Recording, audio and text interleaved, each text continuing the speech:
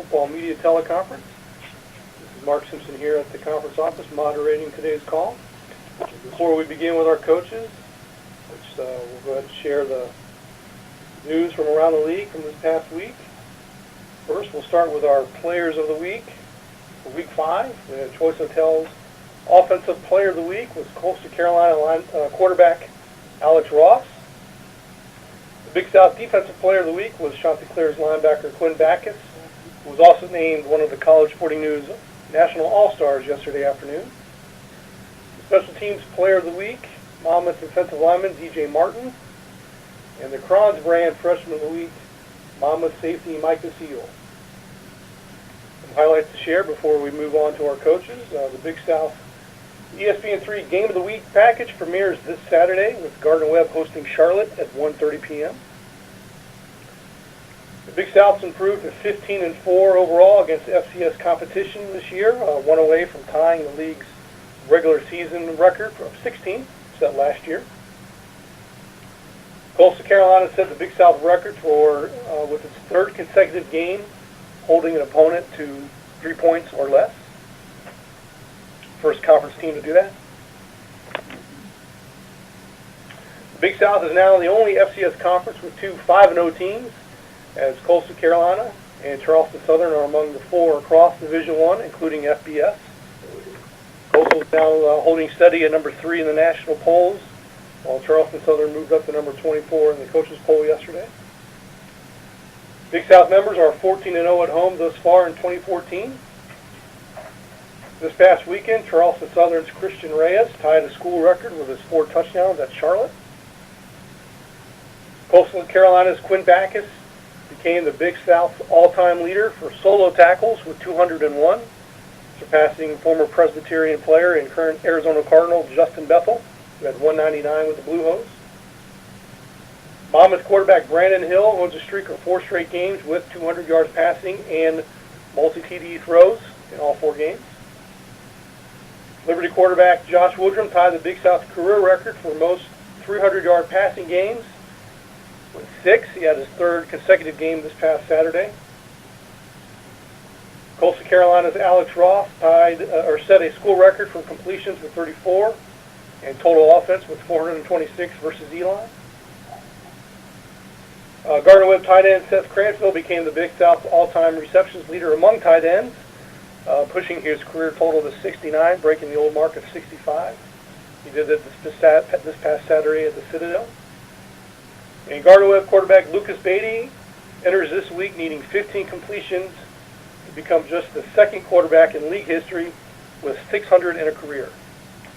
So those are just some news and notes to pass along as we move into our coaches. First, the talk, the head coach of the Gardner-Webb Running Bulldogs, Carroll McCray. Good morning, Coach. Good morning, Mark. How you guys doing? We're doing fine. I know the Running Bulldogs are banged up a little bit and suffered a tough loss at the Citadel last week. If you can open up and summarize that game, then we'll move into the questions and talk about this week's opponent. Okay, I certainly will. Well, we're disappointed. We didn't represent the Big South better against the Southern Conference this past week, and do what we set out to do. We fought around there and got ourselves in the ball game. Had some real good things happen to us going into halftime, and got a little momentum. Came out and took the ball first drive of the second half, and took 10, 11 plays, went down and scored, and took the lead 14-13. And then back and forth we went a little. It was a 1-score game with 3 minutes and 50 seconds to go in the 3rd quarter, and we had a fumble that proved to be devastating to our entire football team. So they took it down and scored, and then wheels kind of fell off with some focus and some momentum, and we never recovered. So we performed very, very poorly late in the 3rd and in the 4th quarter. But we got to continue to work to get our young players better and continue to have these older guys lead and do the things that they can do so that we can put this thing together and be a better representative for our conference this week as we continue non-conference play. And but Citadel's got a good team, and they did a good job, and credit goes to them right now. But we moved to Charlotte, and we're excited about getting back in Spangler Stadium up here in Bowling Springs and having the 49ers come in here. Certainly there was a great game that happened in Charlotte this past week against Southern, and the 49ers going into overtime, and excited for Jamie and those guys as they pulled that through for our conference. Hard-fought game, two really good teams on the field, and I think that's what, we know what Coach Lambert's going to bring up here to our place. They real big kids up front on both sides of the line of scrimmage, and really, some fast, skilled guys. I think they're really fast in the secondary, and, got one receiver that proved to be an outstanding player for them that had a lot of catches and a lot of yards this past week. And then their running backs got going a little bit. I think what that speed proves is that their special teams are going to be really fast, and they got a lot of young kids that can run well on that. So got our hands full. Got to make sure we work on getting our football team better and, getting ourselves in the lead. And then we got to focus. We got to lock in there, take care of that football, and make the plays we need to make so that we have opportunities to win the game and not let things fall off late in the fourth quarter. So got plenty of work to do for our football team, and going to work really hard to make sure we have a team out there to represent our school the right way and our conference the right way this coming Saturday. All right, thank you, Coach. At this time, we'll begin taking questions for Gardner-Webb head coach Carroll McCray. To ask a question, please press *1 on your phone at any time, or click the Q&A link near the top of your browser, and click raise hand if you joined us via the web. Questions for Gardner-Webb head coach Carroll McCray. And I will make, before we move into a question, I will make note that this game being on ESPN3 as part of the Big South package, we will have instant replay in these games on E3 as part of the league's agreement with ESPN. So DV Sport will be providing replay assistance for this game coming up between Charlotte and Gardner-Webb.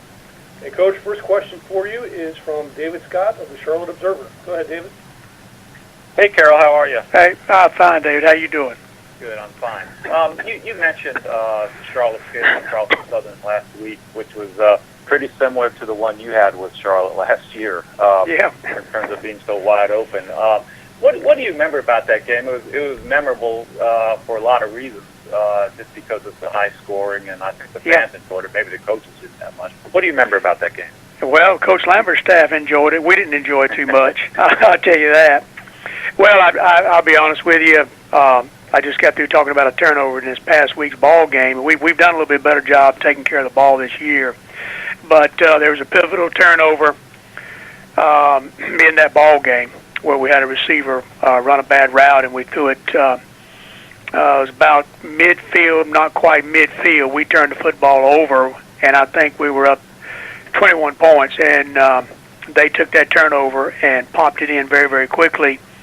That stands out in my mind. I thought it was pivotal in that ball game because both teams had gone back and forth and fought very hard. We had a little momentum at that time, and the momentum shifted right there. We did not gain momentum back until very, very late. I think a couple of minutes to go, they broke a long run and scored, which actually gave us the football and gave us the ball back with a chance to go in a 2-minute drill, which we did, and we scored with just a little bit of time left, went for 2 to try to put that thing into overtime, and was not able to convert on the 2-point conversion to go to extended play. And, in my mind, those are things that just 1, 2, 3 pop out. But, we did a lot of good things that day, but, we got a team that and a program, we got to learn how to close games and finish things off. I thought they did an outstanding job continuing to coach their guys, and their kids continued to play extremely hard and make things happen. They're an offense that can strike very, very quickly. Quarterback's a fine player. Austin Duke is just unbelievable what he's doing with the football, the receiving core. And, right now I'm looking at the 2 deep, and I think every kid's back and starting for them except 2. And then now, the tailback number 3 has really gotten off to a great start. So they're very, very dangerous. They're never out of a ball game. I think they proved that against us, but I think they proved it again this past week. That's not the kind of game you want to get into typically. It's just kind of a run and gun thing, and they might with the way their offense is set up, or is that something you do want? No, I'd rather, run the football, run the clock, and keep their offense off the field. that hasn't gone to plan so far. We're still working with several different combinations with our offensive line. fighting some injuries. Got 2 kids that are out. We don't know if we'll get them back, and now we've got another one dinged up. So a little bit beat up front, and we haven't had the services of our tailback, Juwan Blunt. He was not able to even dress last week and questionable for this week. So, we'd rather run the football, stay on the field with whatever we have to do, and keep their high-powered offense off the field, because they can explode quickly on you, and they go very, very fast. So I think they do probably like to play that way when they line their people up, and we'd like to flip that on them and keep the ball all we can this coming Saturday. I think that's the best opportunity for us to have success and have a chance to win the game. Yeah. And Kenny's back at full strength? Kenny is back in full strength. Came back week before last, and wasn't in great shape, but he was in pretty good shape this past week. Made some big plays for us, and he, along with our receiving core right now, have been some bright spots for us offensively. So got to lean on them a little bit, and got to get our young backs and J.J. Hubbard going in the running game to have an opportunity to compete with a team like this. Thanks, Carroll. Appreciate it. Okay. Thank you. Thanks, David. And, Coach, next questions for you are from Bill Kaiser, also of the Observer. Go ahead, Bill. Good morning, Carroll. Hey, Bill. How you doing? Doing good. You talked about the receiving core. Want to bring up one person specifically, Seth Cranful. Yes, sir.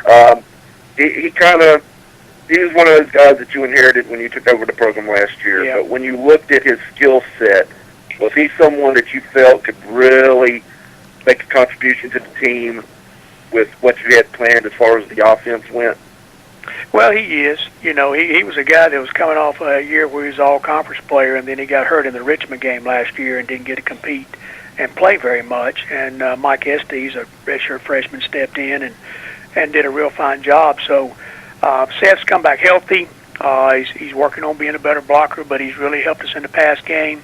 I think we've got 2 tight ends that can line up and, put some stress on the defense. We need them to help us in the run game. But more than that, when we're out there, they are explosive enough and athletic enough to help us in the pass game. So Seth's done very well, very proud of him, the way he's come back from his injury, and he's been very, very productive, especially the last 2 ball games. He's really helped us stay on the field offensively. Yes, sir. You mentioned the last 2 ball games. It's ironic. It's also when the games that Cook was able to play. Yeah. And talking to Seth earlier this week, he was saying that having Kenny back out there really helps open things up for everybody else, him included.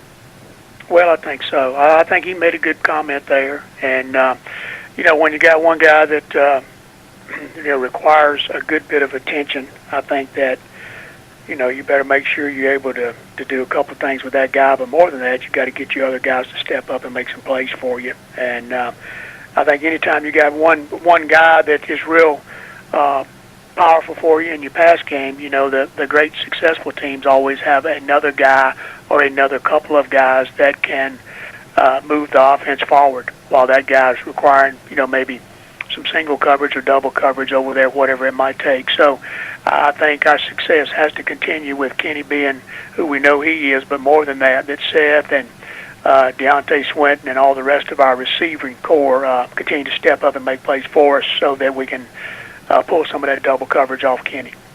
It sounds like that's what Seth has kind of rounded into, that solid number 2 guy that you can go to, especially on a 3rd down situation. Well, he has. Yeah, he's really made some plays on 3rd down. And, like I said, he's athletic enough to really work on what I call the dual responsibility players, the inside-outside linebackers, and he's pretty comfortable in there.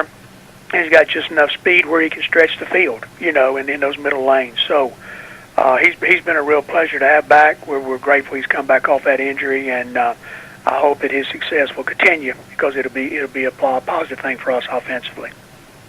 Thank you very much, Carroll. Yes, sir. Thank you. Thank you, Bill. And, Coach, that's all the questions that are coming in for you, so we'll let you go. Thank you, Mark. Joining us, and good luck Saturday against Charlotte. Thanks a lot. Look forward to representing the Big South, and good luck to all of our other teams. Thank you. Thank you. Once again, Gardner-Webb hosting Charlotte, 1:30 p.m. Saturday, a game on ESPN3.